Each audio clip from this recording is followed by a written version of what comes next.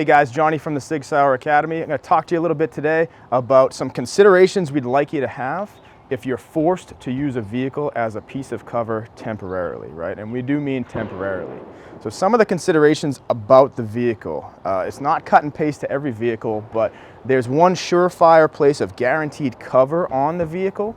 And we do mean cover, and that's going to be the engine block, right? There are some other places that can stop rounds, but it's not universal to every vehicle that's out there on the road that you're going to come across.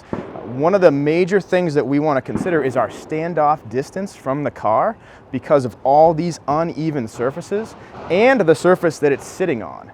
All those surfaces combined have the ability to skip rounds in unpredictable directions. And we'll demonstrate that here as we go.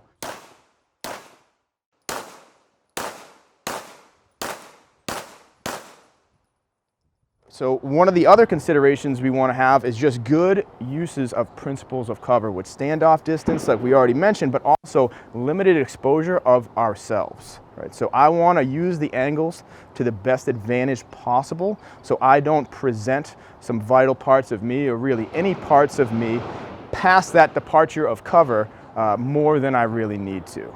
Lastly, your final consideration should be the amount of time you spend at this vehicle using it as cover.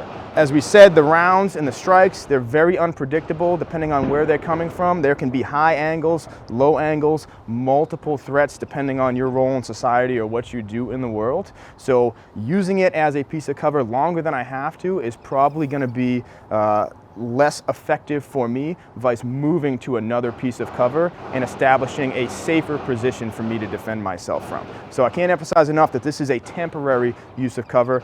For more tips, training, or information, visit us at SAUERacademy.com.